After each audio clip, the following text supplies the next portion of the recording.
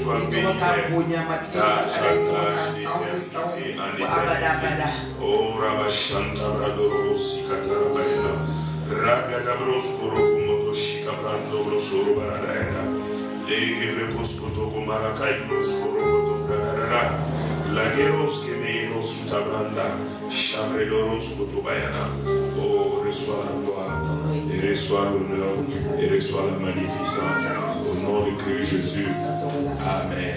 Amen. Amen. Nous rendons grâce au Seigneur ce matin pour cette matinée qu'il nous donne dans sa présence.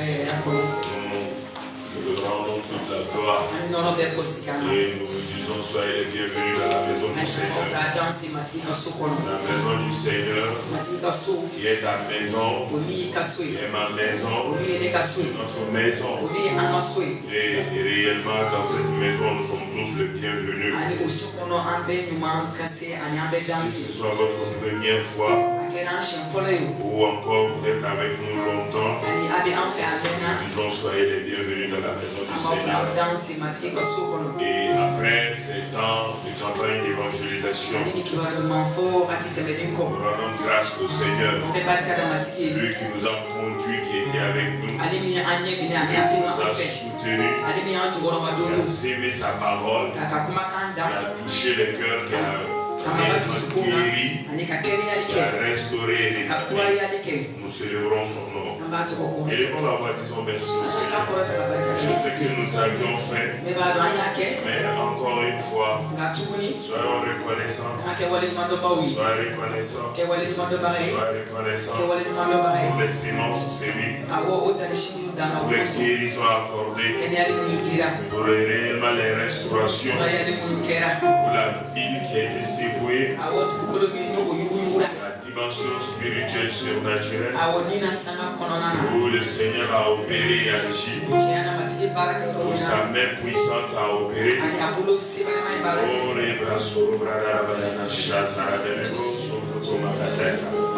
Les bras Robrado Shibarana Koto Shidala Rakatamayano Sukataka Shidele Sikatana Rakatamayano Sukataka Rekitike Bresubrana Rakataya Rekitomo Subrakatayano Sikatala Rakatama Subrekitike Bresubrana Rakatayano Shikano Ah, Yemos Sabrante Brosubranana, Legadabaya Subrekitike Ah, bénissons ton nom, célébrons ton nom, exaltons ton nom. Merci Seigneur, merci Seigneur, merci Seigneur. Sois glorifié, sois honoré au nom de Christ Jésus. Amen. Amen. Amen. Notre Seigneur est le Dieu de toute grâce et de toute faveur. Il n'a pas de comparable. Il est sans pareil. Personne ne peut s'égaler à lui. Personne ne peut s'égaler à lui. Il est le Dieu créateur de tout l'univers. Il est réellement le véritable. Dans ce passage de ce mois, où il est question de la complétude, de compléter ce qui reste, la complétude pour accomplir ce qui doit être accompli, pour réaliser ce qui doit être réalisé. Parce que nous sommes dans ce passage-là, il y a un passage de base qui nous est donné dans 1 Jean, où il est dit que nous sommes dans les véritables. Nous sommes dans les véritables. Ce qui est vrai, ce qui est réel, ce qui est authentique. Parce qu'il nous faut comprendre ceci. Depuis le mois passé, nous parlions de cela. Pour avoir foi en Dieu, connaître Dieu, pour réellement s'attendre à lui, il faut avoir confiance en lui. Il faut le connaître. Il faut connaître qui il est. Il faut connaître qu'est-ce qu'il est capable de faire. Sinon, c'est très difficile. Comme j'ai donné l'exemple ici, si tu ne connais pas quelqu'un, tu ne connais pas ce qu'il est capable de faire, tu ne sais pas ce qu'il peut faire, tu ne sais pas ce qu'il peut te donner là, tu vas douter de la personne. Quand la personne te dit, demain, à telle heure, je voudrais que nous nous rencontrons. Ce que tu as dit là, je vais t'apporter cela. Mais si tu as confiance à la personne, le lendemain, avant l'heure même, tu vas te présenter au lieu du rendez-vous. Tu vas aller là-bas. Mais si tu ne pars pas, ça veut dire que tu n'as pas confiance à la personne.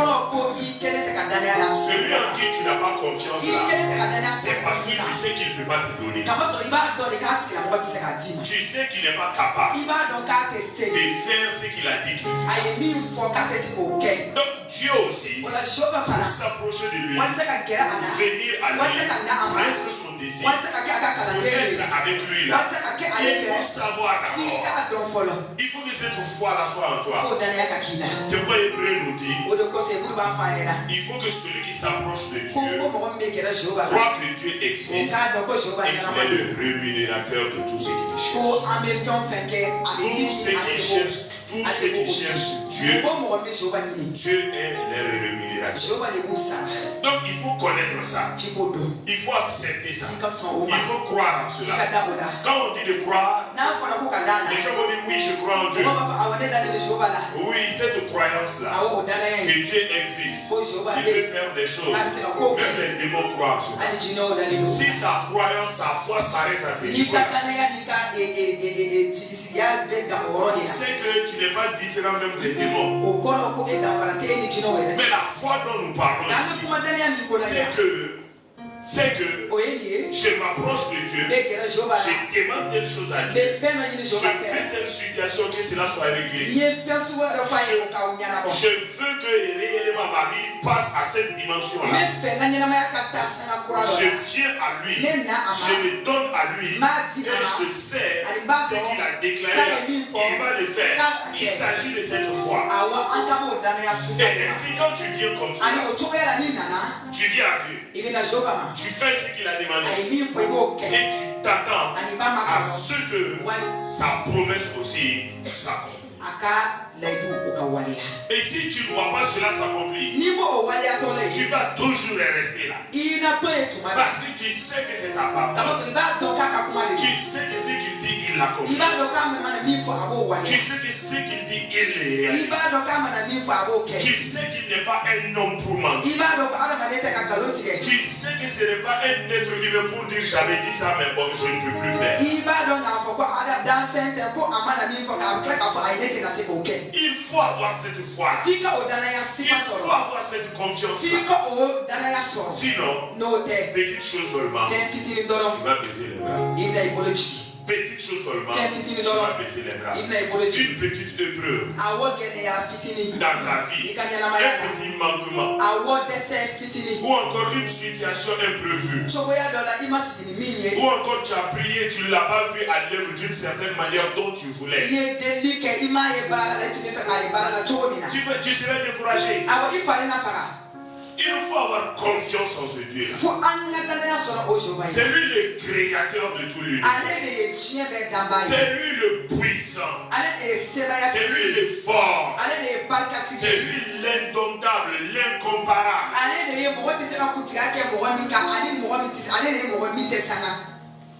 Il est le plus grand. Quand on s'approche de lui, nous devons savoir à qui est-ce que nous sommes venus. Et si tu réalises cela, je sais, il y a beaucoup de choses qui seront réglées. Il te parlera. Il te donnera des paroles. Il t'orientera. Il te comprendra beaucoup de choses. C'est pourquoi nous devons comprendre ceci. Venir à Jésus. Venir à Jésus là, c'est une chose très importante. Quand quelqu'un dit je viens à Jésus, il faut réaliser ce que tu dis. Quand tu te lèves, tu décides d'aller quelque part. Tu sais où tu vas. Tu sais qui est-ce que tu vas chercher. Tu sais à qui est-ce que tu vas aller parler là-bas. Tu sais vers qui tu t'en vas. Tu sais vers qui réellement tu es en train de demander ou solliciter de l'aide. Tu sais qui il est. Tu connais réellement ses préférences. Tu sais ce qu'il aime, ce qu'il n'aime pas. Donc tu te lèves, tu t'en vas vers la personne. Donc quand quelqu'un dit, je veux suivre Jésus. Quand quelqu'un dit, je viens à Jésus. Quand quelqu'un dit, je donne ma vie à Jésus. Quand quelqu'un dit, je veux être disciple de Jésus. C'est très important de réaliser, de connaître, de comprendre la décision que tu es en train de prendre. Sinon, ce serait une vaine parole. Sinon, ce serait une parole qui n'est pas soutenue. Sinon, ce serait une parole qui sera proclamée dans l'air comme ça, qui n'aura pas de sens. Nous venons de dire, Dieu est le Créateur, il est le Tout-Puissant. Il a envoyé son Fils Jésus-Christ de Nazareth pour sauver le monde entier. Jésus, il n'est pas n'importe qui. C'est le Dieu Tout-Puissant. C'est une autorité. C'est une puissance. C'est la force de Dieu. C'est l'autorité de Dieu. Si tu viens à lui, c'est que tu viens à une autorité. Tu viens à un chef. Tu viens réellement à quelqu'un qui n'est pas n'importe qui. Tu viens à quelqu'un qui est capable de faire quelque chose dans ta vie. Tu es en train de venir à quelqu'un qui va t'amener dans une nouvelle dimension. Tu es en train de venir à quelqu'un qui va ôter tes péchés et maintenant te justifier devant Dieu. Tu es en train de venir à quelqu'un qui a déjà payé un prix pour toi. Tu es en train de venir à quelqu'un qui réellement t'aime de tout son cœur. Tu es en train de venir à quelqu'un qui est capable de tout donner pour toi. Donc si tu viens à l'éternel personne, si tu te diriges vers l'éternel personne, si tu veux donner ta vie à l'éternel personne, si tu veux suivre telle personne, je pense très bien que cette décision est une grande décision et tu dois chercher à savoir comment est-ce que je peux lui être agréable, comment est-ce que je peux le suivre, comment est-ce que je dois me comporter, comment est-ce que je dois marcher avec lui, parce que la Bible déclare dans le livre de Amos, chapitre 3, verset 3, il est dit là-bas, deux personnes, est-ce qu'ils peuvent marcher ensemble sans en être convenus? Si tu veux marcher avec quelqu'un, tu veux aller quelque part avec quelqu'un, tu veux accompagner quelqu'un, tu veux que quelqu'un t'accompagne. Par exemple, vous voulez aller au marché, tu as appelé ta fille, prends le panier et on va aller au marché. Mais si vous ne vous êtes pas convenus, ça prouve que ta fille veut aller au grand marché. Toi, tu veux aller au petit marché. Tu veux faire acheter les condiments. Mais ta petite fille veut aller réellement au grand marché. Parce que c'est l'approche de Noël, l'approche de 31. Elle veut acheter des choses là-bas. Mais toi, tu veux aller au petit marché. Tu veux aller acheter des condiments. Si vous ne vous mettez pas d'accord, si vous n'êtes pas d'accord, si vous n'avez pas le moins point d'arrivée, est-ce que vous allez pouvoir marcher ensemble? Est-ce que vous allez pouvoir cheminer ensemble? C'est impossible. C'est impossible. Alors suivre Jésus, marcher avec Jésus, être disciple de Jésus, le Fils de Dieu qui demandera de chercher à savoir comment le suivre, qu'est-ce que tu dois faire, comment te comporter, savoir ce qu'il veut de toi, afin que votre marche d'ensemble là soit une réalité. Sinon, une chose est là. Entre vous deux là, quelqu'un va arriver à destination et l'autre n'arrivera pas. Quand tu marches avec un enfant, tu prends la main de l'enfant, vous marchez ensemble. Vous marchez ensemble. Un moment arrive, tu as laissé la main de l'enfant. Moi, tu vas te rendre compte, quand tu es devant, l'enfant est derrière. La vie de beaucoup de chrétiens, c'est comme ça. Ils pensent qu'ils marchent avec Dieu. Mais en réalité, là, pourquoi? Parce qu'ils n'ont pas cherché à savoir comment est-ce que je peux marcher avec Dieu. Si je dis j'ai donné ma vie à Jésus, si je veux suivre Jésus, qu'est-ce que cela me demande? Qu'est-ce que cela me demande? Tu as mis ton enfant à l'école. À l'école, on dit chaque matin, l'enfant doit aller à l'école. Toi, tu n'as pas cherché à savoir cela. Mais tu as inscrit ton enfant à l'école. Le lundi matin, au lieu d'amener ton enfant à l'école, tu envoies ton enfant aller au marché, acheter ceci, acheter cela. Et puis après, tu te rappelles, c'est vrai, j'avais écrit ton nom à l'école. Est-ce que ça va marcher? Est-ce que ça va marcher? Non. Si tu t'es inscrit à l'école, chaque matin, tu vas aller à l'école. Les maîtres là vont t'enseigner des leçons. Ils vont te donner des directives. Tu dois suivre cela et tu dois marcher sur cela. La Bible nous déclare dans Matthieu chapitre 8, Matthieu chapitre 8, à partir du verset 18,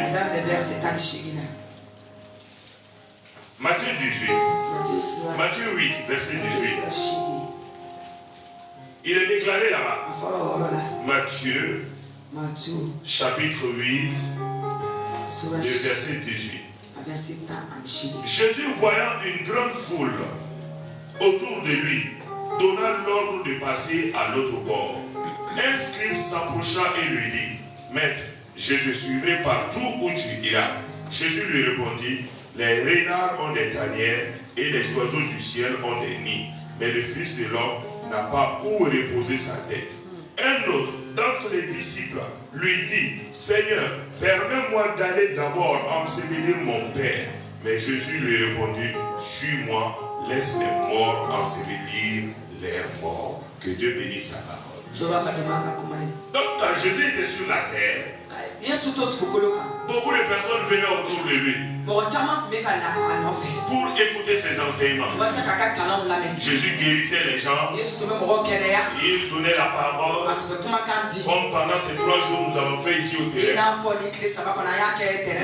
Et chaque soir les gens venaient, la parole était prêchée, beaucoup de personnes sont guéries, beaucoup de personnes étaient délivrées, et beaucoup de choses. Mais parmi ces personnes-là, il y a, dans le cas de Jésus ici, il est dit au verset 19, inscrit là. Auparavant, comme dans un mouvement là, il y a quelqu'un qui prend les notes. Donc dans le temple aussi, il y avait des gens qu'on appelait les scribes. Il y a un des scribes qui a dit à Jésus, Jésus, je vais te suivre partout où tu iras. Il a dit cela à Jésus parce que Jésus avait décidé de quitter cet endroit là et aller ailleurs. Mais Jésus lui répond, les renards ont des tanières, les oiseaux du ciel ont des nids, mais le Fils de l'homme n'a pas où reposer sa tête. Jésus était en train de dire à cet homme-là, si tu veux me suivre, tu dois être une personne décidée. Les renards dans les forêts, et ils ont des trous dans lesquels ils se cachent. Ils peuvent se protéger là-bas. Ils peuvent en tout cas mettre bas là-bas. Ils peuvent faire tout ce qu'ils veulent dans ces endroits. Et ces renards regardes là, ils se nourrissent comme cela dans la forêt. Il a dit les oiseaux aussi. Les oiseaux aussi ont des nids. Ils vont dormir là-bas. Ils vont mettre bas là-bas. Ils vont faire tout ce qu'ils veulent là-bas. Donc il est en train de dire à ses disciples là, si tu veux me suivre là, il faut être quelqu'un qui est prêt à toutes les éventualités. Il faut être quelqu'un qui a décidé de suivre réellement. Quel que soit le prix à payer, quel que soit ce qui va arriver, c'est ce que Jésus est en train de dire. Parce que si tu étais scribe comme cela, quand tu étais souverain sacrificateur, il y avait des privilèges que les gens allaient te donner. Les gens allaient te soutenir. Les gens allaient faire ceci pour toi. Les gens allaient faire cela pour toi. Lorsque tu es dans les besoins, les gens pouvaient t'aider. Ils pouvaient te soutenir. Ils pouvaient faire ceci. Jésus était en train de dire à cet homme-là, si tu veux me suivre, si tu veux marcher avec moi, si tu veux être mon disciple, si tu veux que je te sauve, est-ce que tu es prêt à me suivre réellement? Quel que soit le prix, quel que soit ce qui va arriver, est-ce que tu es prêt à me suivre réellement? Parce que la plupart du temps, les êtres humains que nous sommes, souvent nous pouvons déclarer des paroles, mais sans réaliser l'importance de la parole. Quelqu'un peut dire, demain, je vais aller à tel endroit. Mais le lendemain matin, il se lève seulement.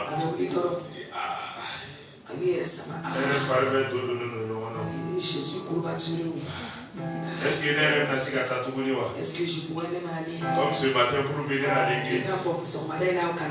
Beaucoup d'entre nous ont s'est retirés.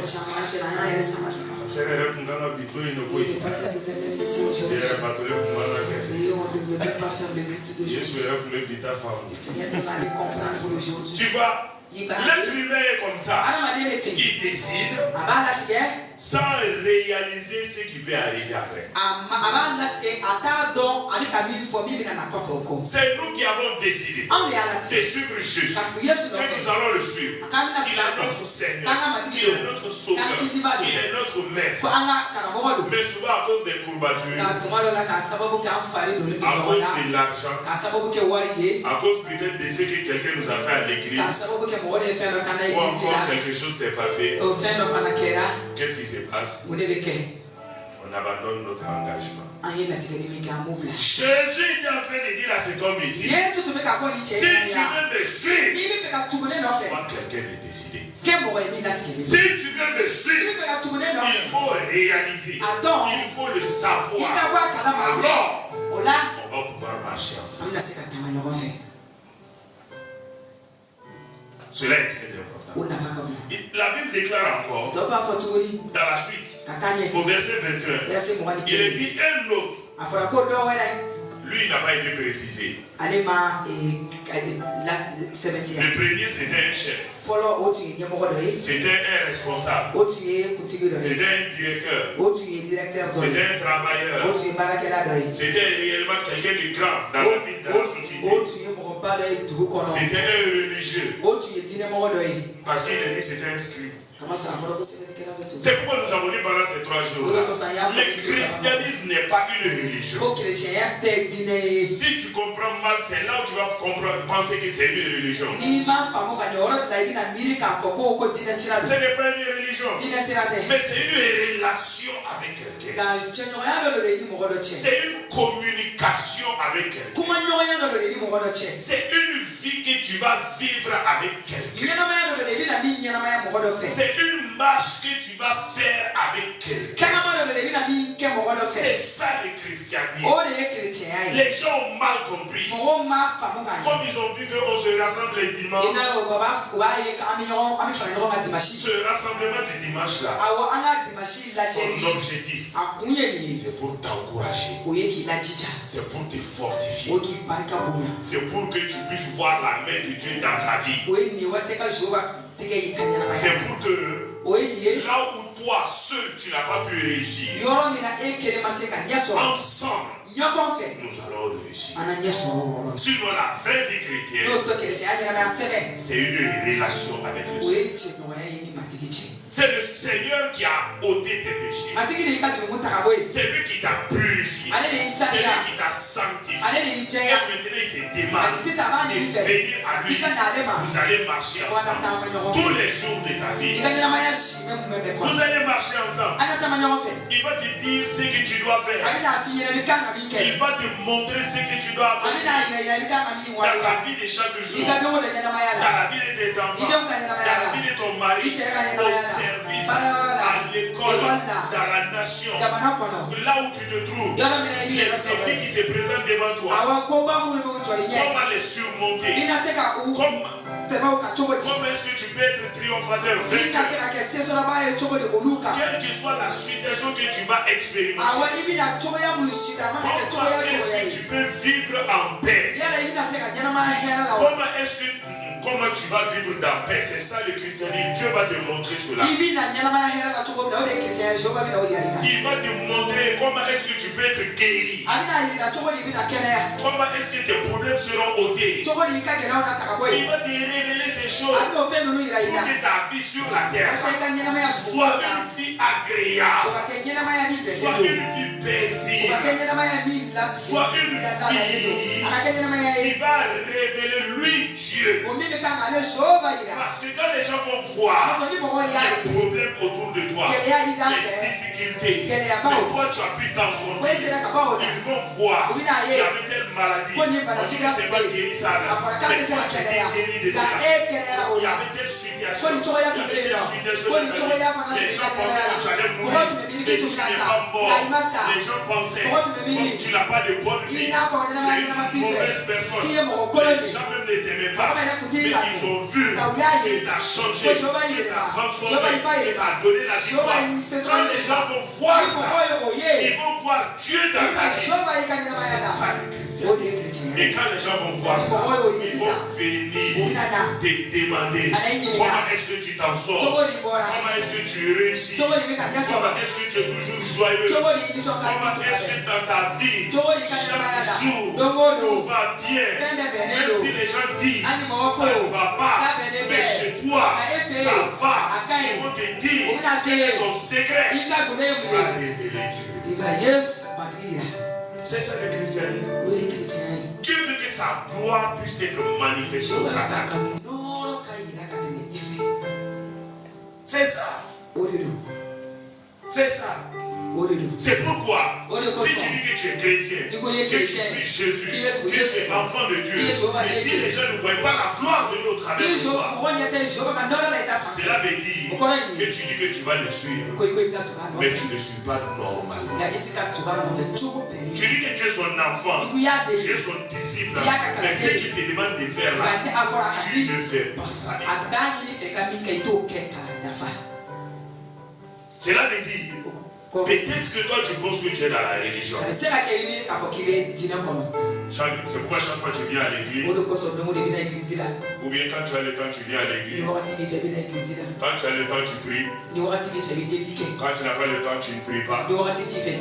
Souvent certains chrétiens même pensent qu'ils prient à cause du pasteur. S'ils ne prient pas, bon, le pasteur va savoir qu'ils n'ont pas prié. Ou bien venir donner sa dîme et ses offrandes ici. Ils pensent qu'ils font ça pour. C'est simplement quelqu'un que Dieu a placé devant les autres là pour les encourager, pour les fortifier. Sinon le pasteur lui-même, s'il n'obéit pas, s'il ne fait pas ce que Dieu lui demande de faire, s'il ne marche pas avec Jésus de la bonne manière, lui aussi, demain, il ne va pas entrer au ciel. Si sa vie ne rapporte gloire à Dieu, si sa vie ne révèle pas Jésus, demain, les autres vont rentrer. Mais lui, il ne va pas voir Jésus. Donc la vie chrétienne, c'est une vie personnelle. C'est une vie personnelle. C'est ta vie. C'est ta communion avec Dieu. C'est ta relation avec Dieu. C'est ta communion avec C'est toi qui dois le chercher. C'est toi qui dois le prier. C'est toi qui dois venir à lui. C'est toi qui dois chercher à le connaître. Et quand tu viens à l'église, on va t'aider maintenant.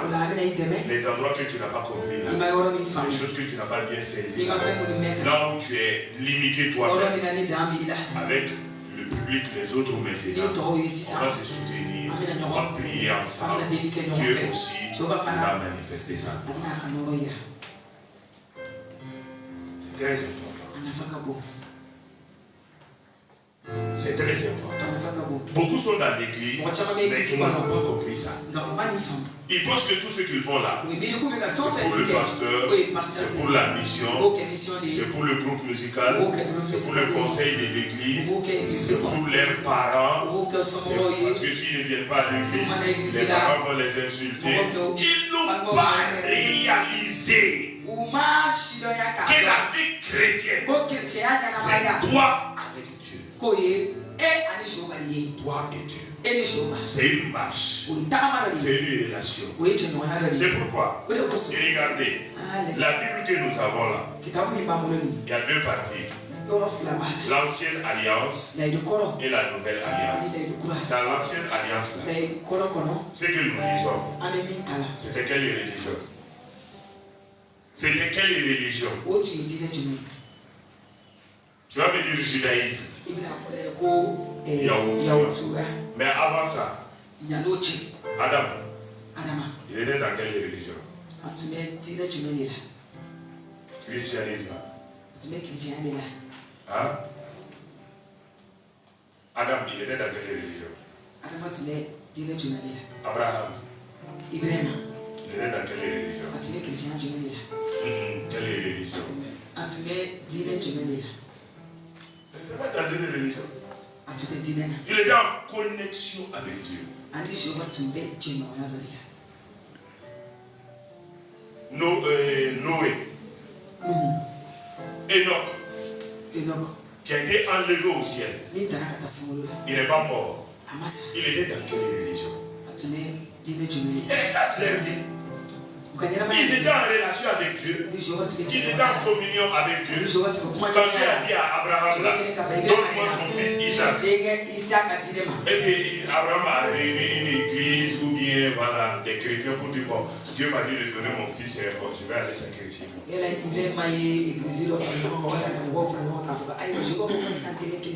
Dieu lui a parlé. Il était en connexion avec Dieu. Il était en relation avec Dieu. Même Jésus, quand il est venu sur la terre, il n'a pas dit qu'il a amené le christianisme. Il faut bien comprendre, il faut bien connaître ta Bible. Jésus a dit, j'ai amené le royaume. Le royaume de Dieu. Le royaume de Dieu. Le royaume de Dieu. Un royaume, c'est une autorité. C'est réellement une domination qui vient et qui établit son royaume. Et c'est pourquoi quand il a été demandé par Pilate,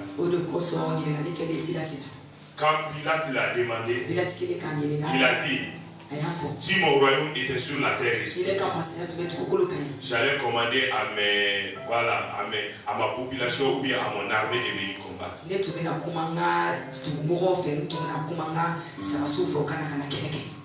Il a mené un royaume, une connexion. C'est pourquoi c'est avec Jésus qu'on comprend que Dieu est notre Père. Si nous voulons le suivre, cela doit être fait de la bonne manière. Et nous devons connaître et comprendre c'est dans quoi nous nous engageons. C'est pourquoi un jour, il va choisir des disciples. Beaucoup de personnes étaient avec lui. Beaucoup de personnes marchaient avec lui. Il a fait des miracles. Beaucoup de personnes ont mangé des pains multipliés. Beaucoup de personnes ont été guéries. Beaucoup de personnes ont été restaurées. Beaucoup de personnes ont été touchées. Beaucoup de personnes ont été délivrées. Mais est-ce que tous sont devenus ses disciples? Non. Il y a une grâce aussi pour cela. Il y a une grâce pour cela. grâce consolable. Et c'est pourquoi cette grâce t'a été accordée d'être son disciple, de pouvoir le suivre, de pouvoir marcher avec lui. Comme il a dit, tu dois être prêt à marcher avec lui. Que ce soit une décision réelle, une décision authentique, une décision claire. Comme il a dit à ce scribe-là, quel que soit le prix à payer, que tu sois chef, que tu sois un responsable, que tu sois un grand, ce qu'il te demande, c'est qu'il t'a dit. Choix, soit réel, soit fondé. Et quand ce dernier, ce second aussi a demandé qu'il veut le suivre. Mais Jésus, laisse-moi aller ensevelir d'abord pourquoi, voilà, mon père. Mais Jésus lui dit quoi? Laisse les morts enterrer les morts. Il voulait dire quoi à Jésus? Jésus, bon, je vais te suivre. Mais laisse-moi aller chez nous d'abord. Je vais aller parler, je vais aller expliquer. Je vais aller dire à mon père, s'il est d'accord là, je vais revenir. Jésus dit non. Si tu veux le suivre, ça doit être une décision réelle. Ça doit être une décision authentique. Ça doit être une décision franche. Tu dois résoudre. Tu dois te décider. Tu dois choisir. Tu dois choisir. C'est ce qui est très important. C'est cela. C'est cela. Sinon, si ton choix est influencé par d'autres personnes, ton choix est influencé par d'autres situations, il sera très difficile de suivre Jésus comme ça c'est doit. Comme ça c'est doit. Comme ça c'est doit. Et si tu ne le suis pas de la bonne manière, est-ce que tu pourras avoir tous ces privilèges? Si tu ne le suis pas de la bonne manière, est-ce que vous allez pouvoir cheminer ensemble? Même si vous marchez ensemble, la marche sera très difficile. Parce que ce que lui il veut, tu n'es pas dans cela. Ce que lui veut accomplir, tu n'as pas compris cela. Ton choix n'est pas réel. Ta décision n'est pas authentique. Ta décision n'est pas franche. Mais ta décision est conditionnée par des choses. Ta décision est liée à certaines choses. C'est pourquoi il y a certaines personnes, quand Dieu les guérit, c'est mon Dieu, c'est mon Seigneur. Mais quand la maladie persiste là, il commence à douter, il commence à hésiter. Certaines personnes, quand tout va bien, oui, tu es mon Dieu, tu es mon Seigneur, je te suivrai, je te suivrai. Mais un petit problème, tu vas voir les réactions. Ils vont dire, je te suivrai, tu es mon Seigneur, tu es mon sauveur. Mais quand il y a des oppositions, quand des parents s'opposent, quand des situations s'opposent, quand il y a des difficultés, quand il y a des problèmes, quand il y a des choses contraires, c'est là où tu vas savoir que leur décision, leur choix n'est pas fondé. C'était pas réel. Et tu verras cela dans la vie même de beaucoup de chrétiens. Leur vie chrétienne est conditionnée. Leur vie chrétienne est liée à des choses. Ce n'est pas souvent par conviction. Pour dire qu'ils ont compris. Ils savent maintenant que Jésus-Christ est leur Seigneur et leur Sauveur. Et qu'ils ont décidé de le suivre, de marcher avec lui, de le suivre et faire ce qu'il va demander de faire. D'être réellement disciple de Jésus. Leur marche avec Jésus. Il ne faut pas conditionner cela à des choses. S'il me guérit, je vais le suivre. S'il pourvoit mes besoins, je vais le suivre. S'il me donne un enfant, je vais le suivre. S'il me bénit, je vais le suivre. S'il me donne un travail, je vais le suivre. S'il fait ceci pour moi, s'il fait cela pour moi, s'il bénit mes parents. Et même tu vas trouver même souvent dans l'église. Tu verras cela au milieu même des chrétiens. Il y a des chrétiens. Parce que quelqu'un l'a offensé. Parce que quelqu'un a fait quelque chose qui n'a pas plu. Même si c'est comme ça là, je ne viens plus dans votre église. Je ne viens plus là-bas. Votre église, c'est l'église de Jésus-Christ. Ce n'est pas notre église. C'est l'église de Jésus-Christ. Et l'église même là, c'est toi. C'est toi l'église. Ici c'est une maison. C'est un bâtiment. Nous l'appelons église. Mais en réalité, l'église là, c'est toi. L'église. Ou encore la maison de Dieu. Quand on dit la maison de quelqu'un, quand on te dit que voici ta maison, ça veut dire quoi? C'est là où tu habites, non? Là où tu dors, là où tu résides, là où tu fais tout, c'est ça ta maison. Ou bien, même ta chambre. Tu as dit voici ma chambre, parce que ton lit est là-bas, tu dors là-bas. Donc, pourquoi c'est ta chambre? Pourquoi c'est ta maison? Parce que toi tu es là-bas, n'est-ce pas? C'est parce que toi tu es là-bas, toi tu vis là-bas, toi tu dors là-bas, toi tu fais tout là-bas. C'est pourquoi tu dis ma maison. L'église aussi, c'est la maison de Dieu. Est-ce que Dieu dort ici? Est-ce que Dieu, tu as vu sa chaise ici? Dieu est où? Il est en toi. Il est en moi. Par son esprit. Donc la vraie maison de Dieu, c'est toi. C'est moi. Parce qu'il habite en nous. Par son esprit. C'est pourquoi c'est nous qui sommes l'église. Et quand nous nous rassemblons ici, c'est l'église qui est réunie ici. Et comme nous sommes ici, Dieu aussi vient ici. Parce qu'il est en nous. Nous sommes ici. Donc lui aussi il est. C'est pourquoi même chez toi là-bas, il est là-bas. Partout où tu te trouves, partout où tu vas aller, il est avec toi. Il va marcher avec toi. C'est très important de savoir suivre Jésus, marcher avec lui. Et cette décision ne doit être liée à quoi que ce soit. Comme cet homme-là, ça ne doit pas être lié à tes parents, ça ne doit pas être lié en tout cas aux oncles, à toute la famille. C'est pourquoi nous devons comprendre, quand quelqu'un décide de suivre Jésus, c'est pourquoi il y a toujours l'adversité. La personne est combattue au début de sa foi. La personne est combattue. Même au niveau du quartier. On dit, ah, c'est toi qui es devenu chrétien. C'est toi qui es devenu, c'est toi qui es. Nous devons connaître, savoir qui nous suivons. Et nous devons chercher à savoir comment nous suivre. C'est une relation personnelle. C'est une relation personnelle. Et cette décision-là doit être franche, doit être établie, doit être claire. Cette décision doit être liée à quoi que ce soit. Dieu est de toi.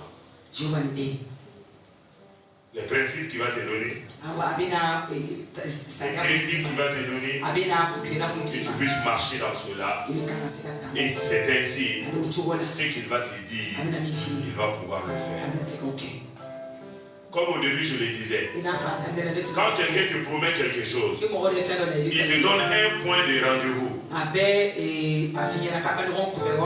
Mais cette parole qu'il t'a donnée là, si tu négliges cette parole, et toi tu te lèves, la personne t'a dit, retrouvons-nous au marché.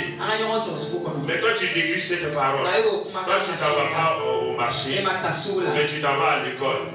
Après tu vas appeler la personne. Ah, mais tu m'as promis quelque chose. Tu as dit que tu vas me donner ça. Mais tu ne m'as pas donné. Mais la personne m'a te dire, je t'ai dit, comment au marché, je vais te donner.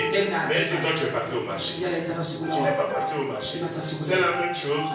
Tu vas prier Dieu. Dieu, donne-moi ceci, donne-moi cela. Dieu va te dire, pour avoir ceci, pour avoir cela, voici le chemin. Et cette parole qui te dit là, voici le chemin là.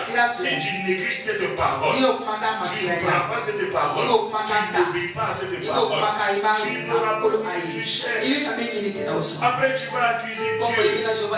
Or c'est toi-même. C'est pourquoi dans la vie chrétienne, une des choses les plus importantes, c'est prendre la parole que Dieu te donne. Comme vous devez marcher ensemble, comme c'est un chemin que vous allez prendre ensemble, ce qu'il va te dire là, ces paroles-là, tu vas garder ces paroles. Si tu ne gardes pas ces paroles-là, sur la route, tu risques de te perdre. Sur la route, si tu négliges la parole, tu vas te perdre. Même naturellement, tu veux aller à Ségou. Tu es passé, tu es arrivé autour de l'Afrique. Si tu n'as pas regardé les panneaux, si tu ne fais pas attention, tu vas aller te retrouver à Ségou. Ou bien, les panneaux là c'est quoi? C'est la parole. Si tu n'écoutes pas la parole, ta marche avec Dieu, si tu n'écoutes pas ce que Dieu te dit, au travers de la Bible, au travers des enseignements, ce que tu cherches là, tu ne l'auras pas. C'est pourquoi même dans l'église, il y a beaucoup de chrétiens qui prient, mais ils n'ont pas ce qu'ils demandent. Pourquoi? Ce que Dieu leur dit là, ils n'écoutent pas ça. Et ils n'écoutent que leur prière. Ce qui est dans leur cœur, eux ils n'écoutent que ça. Ils sont cramponnés sur ça. Mais ce que Dieu leur dit là, eux ils n'écoutent pas ça. Ils veulent aller à Sigasso, mais dans leur cœur là, ils ont pris la route de Ségou. Même s'ils vont arriver là, même s'ils vont arriver à Sigasso, ils vont faire un grand détour d'abord. Donc c'est ça la vie chrétienne. C'est une relation avec quelqu'un. C'est une marche avec quelqu'un. Pour que vous puissiez arriver à destination, il faut l'écouter. Il faut marcher avec lui. Ce qu'il te dit là, ne néglige pas cela. Il faut obéir à cela. Et ta décision, ton choix, ne doit pas être lié à quelqu'un. Ne doit être lié à quoi que ce soit. Ne doit être lié à quoi que ce soit. Tu vas me dire maintenant, pasteur. Ah, pasteur, si c'est comme ça. Et quand ça va chauffer là, comment on va faire? Ah. Comment on va faire? Si les parents disent ceci, si les parents disent cela, comment on va faire? Jésus a dit, il n'y a personne qui a décidé de le suivre et qui, s'il a perdu quelque chose, s'il ne va pas avoir cela. Matthieu chapitre 19. On tourne la page seulement, on est à 18, maintenant 19. Matthieu 19.